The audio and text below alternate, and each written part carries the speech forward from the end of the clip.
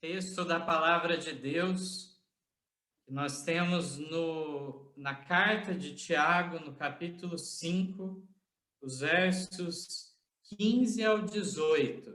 Declaram assim: E a oração da fé salvará o doente, e o Senhor o levantará, e se houver cometido pecados, ser-lhe-ão perdoados. Confessai as vossas culpas uns aos outros e orais uns pelos outros para que sareis. A oração do justo pode muito em seus efeitos. Elias era homem sujeito às mesmas paixões que nós, e orando pediu que não chovesse, e por 3 anos e 6 meses não choveu sobre a terra. E orou outra vez, e o céu deu chuva, e a terra produziu seu fruto. Iremos nessa noite entrar num tema em relação justamente se a oração do justo, a oração com fé, ela é incondicionalmente respondida por Deus ou não. Um assunto importante de analisarmos nesta noite. Então, nesta noite, com a graça de Deus, vamos trazer uma mensagem breve aos irmãos. Eu gostaria, então, de remeter ao texto que lemos antes da oração. E, aparentemente, numa leitura superficial, poderíamos até achar, então, que a oração feita com fé, incondicionalmente, ela será respondida por Deus, levantando, então, o doente do leito de enfermidade, curando, e se houver cometido pecados, aqui ainda fala, ser-lhe-ão perdoados. Obviamente que isso também não é automático, uma vez que sabemos que apenas se houve naquele leito de enfermidade o arrependimento. Também fala do caso de Elias, e aquela oração de Elias só foi atendida justamente porque estava de acordo com a providência divina. Mas eu gostaria de ir para o próximo texto, que é em 1 João, capítulo 5, verso 14. Um texto que vai nos auxiliar também neste tema. Então, na primeira carta do apóstolo João, capítulo 5, versos 14 e 15, declaram o seguinte: E esta é a confiança que temos nele, que se pedirmos alguma coisa segundo a sua vontade, ele nos ouve.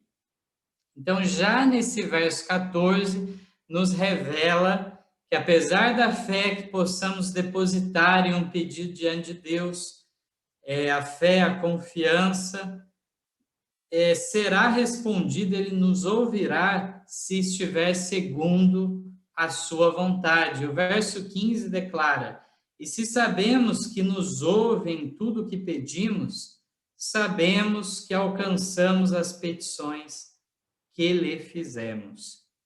Então, aqui, mais uma lição para nós é dada nesse texto, e eu gostaria de apresentar para os irmãos 2 parágrafos de Ellen White que me impressionaram bastante quando eu li. Um material novo que veio às minhas mãos, é uma coleção de Spalding e McGann. Esses dois homens fizeram uma coletânea de escritos da Ellen White na época dela. Alguns escritos ela tinha enviado para, em especial, trata sobre a oração em favor dos enfermos, tratando do caso em especial, justamente daqueles que são membros da igreja e tudo mais, né? Aqueles conhecedores da verdade. Ela fala em relação à reforma de saúde, à temperança, né? Todo esse aspecto que Deus, essa luz que Deus tem enviado e que deve ser aplicada, né? Colocada em prática. E vamos acompanhar, então, aqui os textos na tela, que são bem interessantes. Estão na página 17 e 18 do volume 1 desse material, então, que eu comentei. O primeiro trecho declara assim: mas nem sempre é seguro pedir uma cura incondicional. Deixai vossa oração incluir este pensamento. Senhor, conheces todos os segredos da alma. Tu estás familiarizado com essas pessoas, pois Jesus, o seu defensor, deu a vida por eles. Ele os amou melhor do que possivelmente possamos fazê-lo. Se, pois, é para a tua glória e para o bem desses afligidos serem trazidos à saúde, pedimos em nome de Jesus que saúde seja-lhes concedida neste momento. Numa petição desse tipo, não se manifesta a falta de fé. Então, eu acho importante esse comentário final da irmã White, depois ela trazer um modelo para nós do que seria uma oração, né?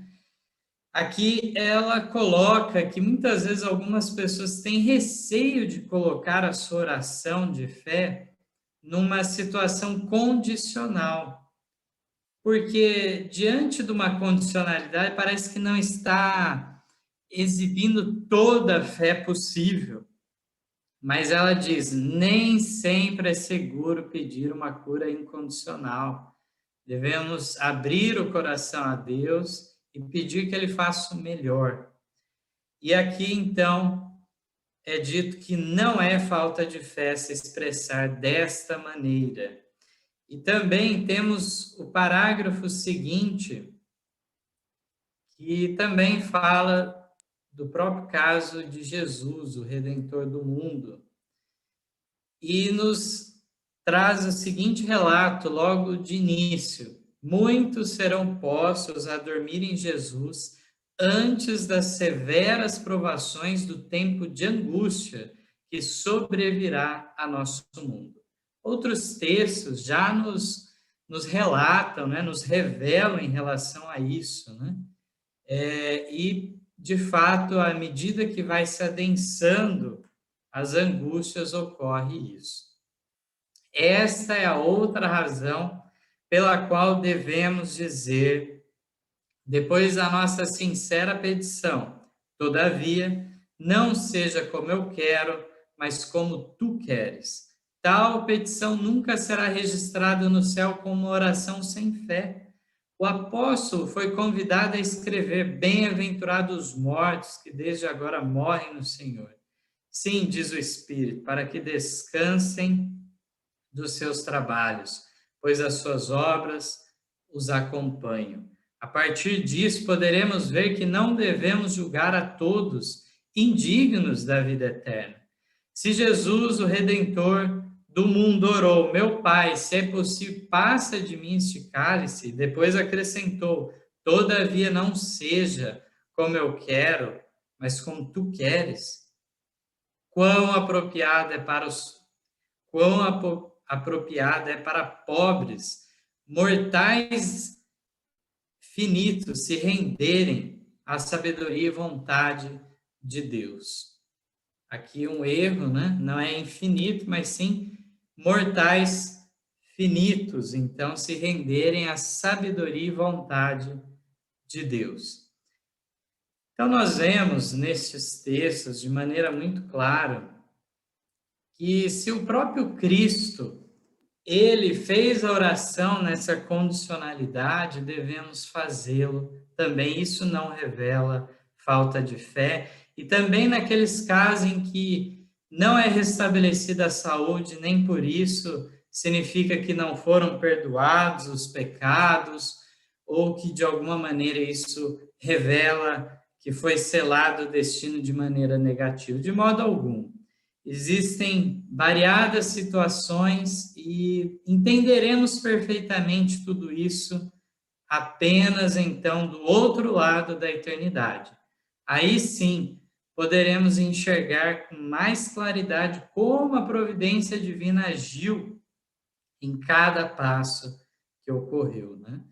Eu gostaria de ler um último texto bíblico com os irmãos. Os irmãos acompanhem 1 Pedro, no capítulo 4, um texto bem interessante também. 1 Pedro 4, a partir do verso 7.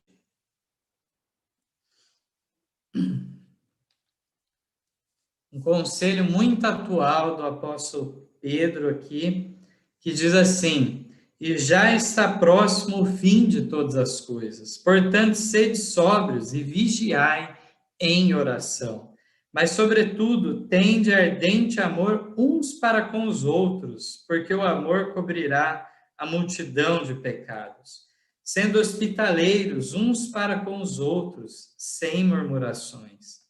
Cada um administra aos outros o dom como recebeu, como bons mordomos da multiforme graça de Deus. Se alguém falar, fale segundo as palavras de Deus. Se alguém administrar, administre segundo o poder que Deus dá, para que em tudo Deus seja glorificado por Jesus Cristo, a quem pertence a glória e o poder para todos sempre. Amém.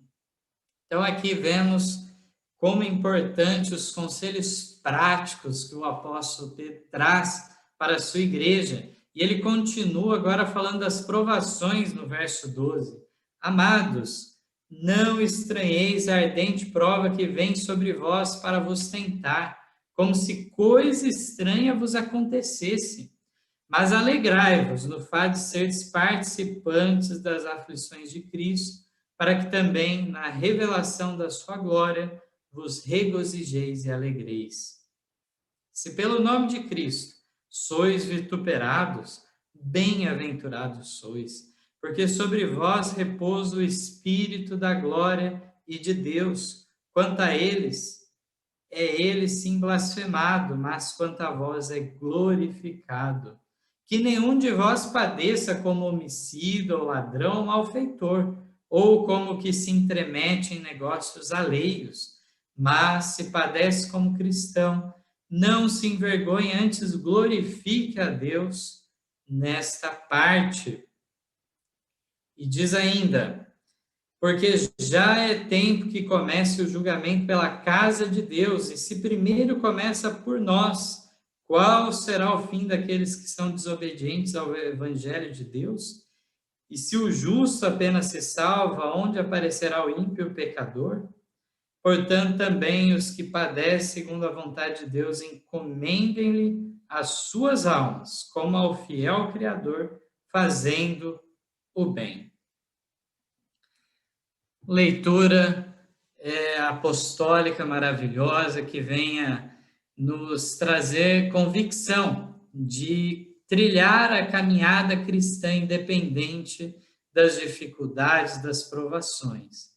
Como foi dito no texto, que não seja uma dificuldade, uma provação que nós mesmos trazemos contra nós, mas sim aquelas que são indissociáveis da vida do verdadeiro crente, do verdadeiro cristão que quer viver à altura das normas que Deus pede.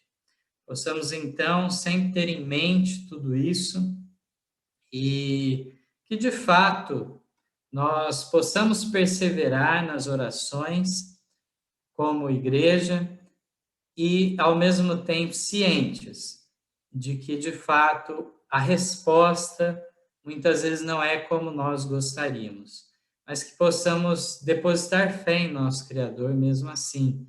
Lembro ainda um material que nós temos no nosso canal do Movimento Adventista, foi lançado já há 10 meses atrás.